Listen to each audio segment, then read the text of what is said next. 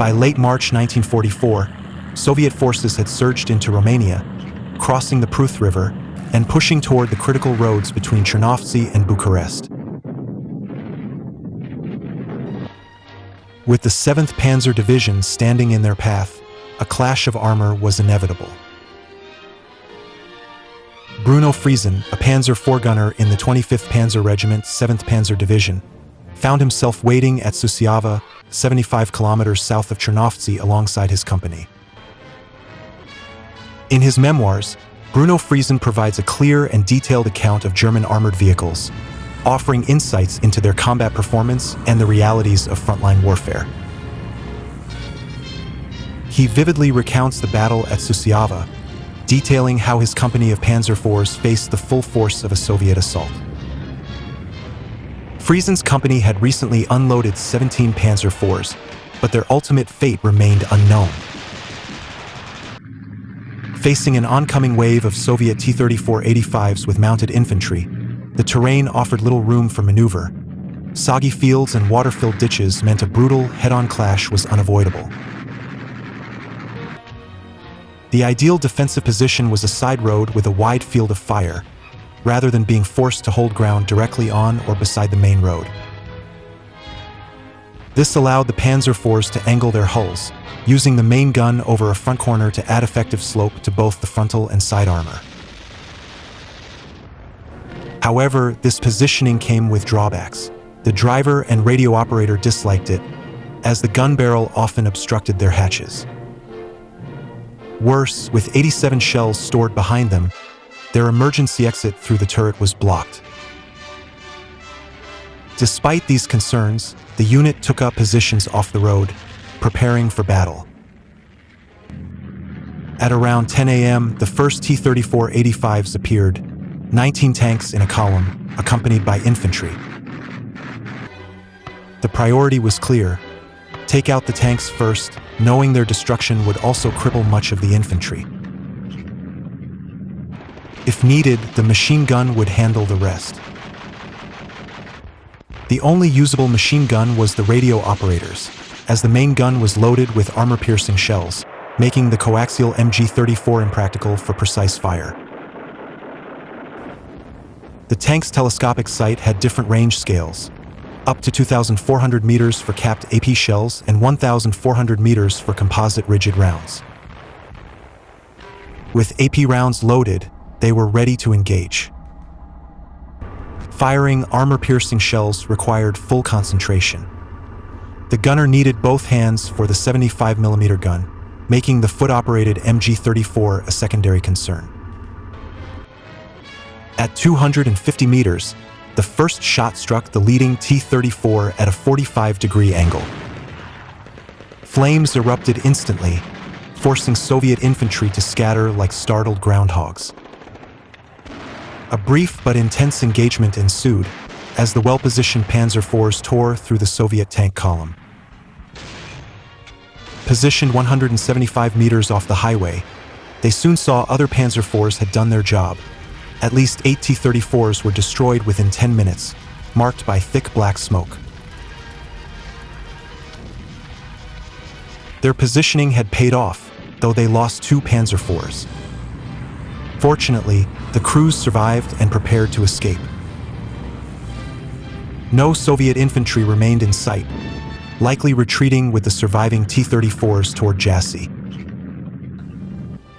But the battle wasn't over.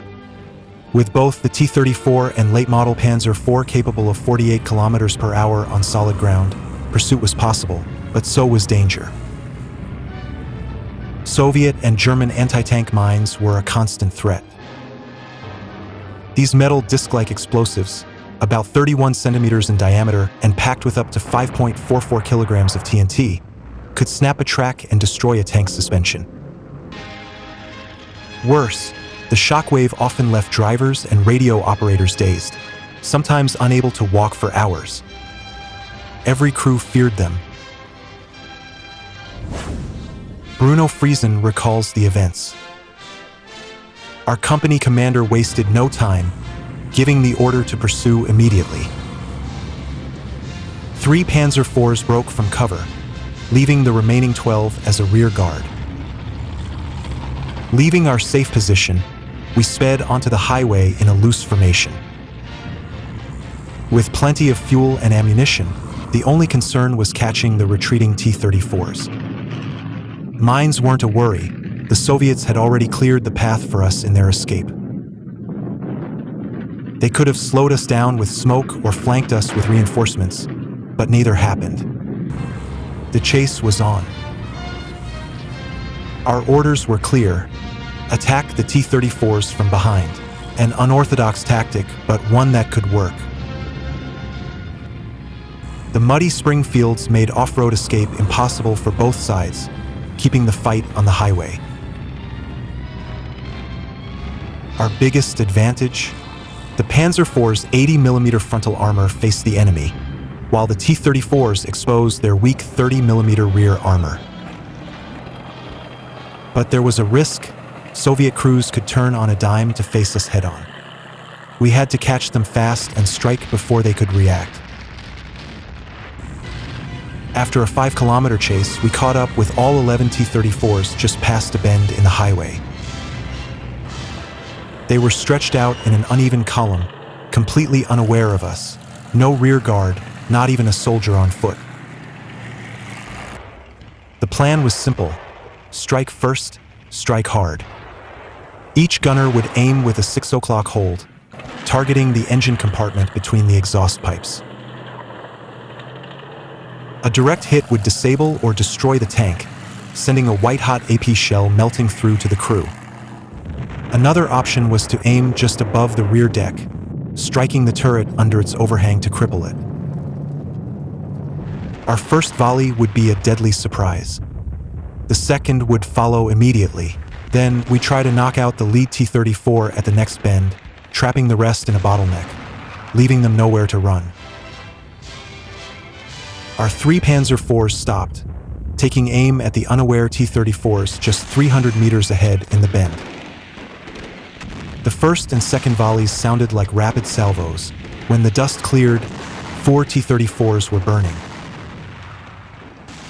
We later confirmed our kills. Our crew had taken out one, making it 2 for our Panzer that day.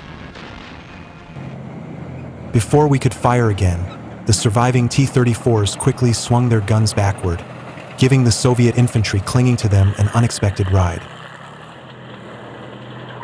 They didn't stop to face us but fired over their rear decks like modern-day Parthian archers. As we continued shooting, another T-34, hit and burning, swerved off the road. That left 6 still running. The Soviet infantry had disappeared with them.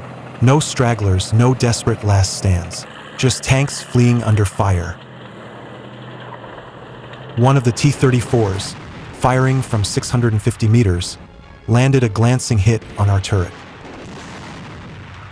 The round didn't penetrate, but it gouged a 20-centimeter scar that locked our gun in place, stuck at 2 o'clock. We were out of the fight, at least with our main gun. With our Panzer IV now damaged, we turned back towards our initial battle site. The 6 remaining T-34s had vanished, roaring south toward Jassy. Our 3-vehicle column returned cautiously, the lead tank covering forward while the last kept an eye on our rear.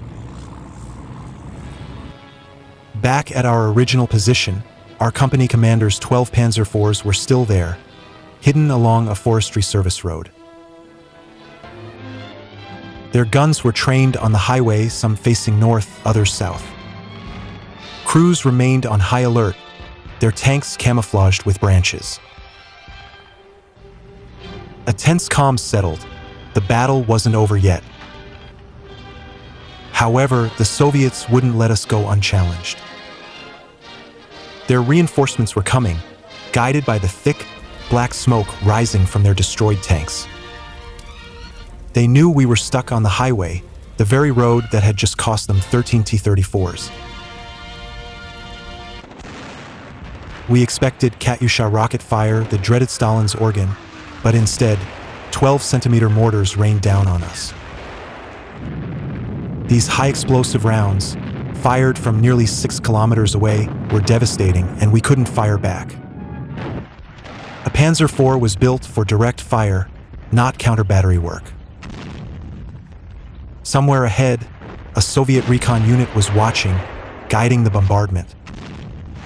We were pinned down, helpless against one of the war's deadliest weapons. The Panzer IV had a major Achilles heel, its rear deck. A thin stowage bin behind the turret offered no protection, and the engine vents were wide-open targets. A well-placed explosive or Molotov cocktail could cripple the tank. That's why stacking fuel cans back there was suicidal. Soviet mortar shells rained down but failed to score direct hits. Their goal? Flush us out.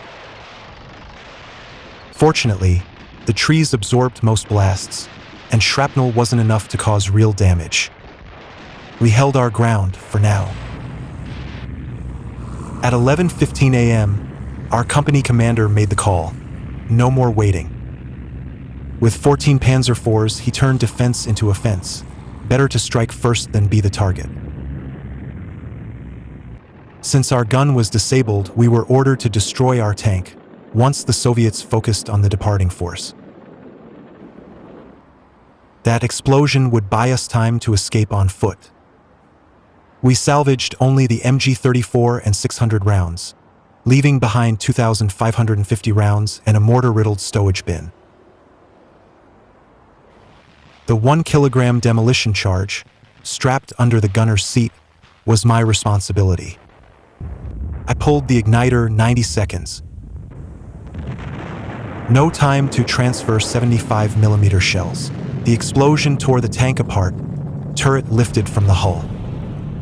A damn shame. With that, we left the highway at Suceava, following the railroad tracks westward toward Guru Himarlui and beyond. As we headed for the Carpathians, we still heard the bark of tank cannons behind us. I never learned the fate of the 14 Panzer IV crews, 70 men, who covered our escape after the battle at Suceava in April 1944.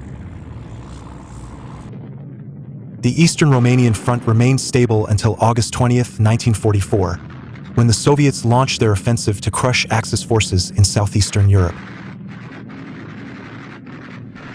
By July 1944, the 7th Panzer Division had already moved to Lithuania. This engagement was just one of many for Bruno Friesen, a Canadian-born tank crewman who fought for Germany. Born in Canada to Ukrainian immigrants of German descent, Bruno's life took a dramatic turn when his family moved to Germany in 1939, lured by the promises of the Reich. In 1942, he was drafted into the German army, serving in both the Panzer IV and Jagdpanzer IV. His memoir offers a rare perspective, that of a soldier from an allied nation fighting for the Axis. With clear, detailed writing, he describes the combat performance of German armored vehicles and their realities on the front line.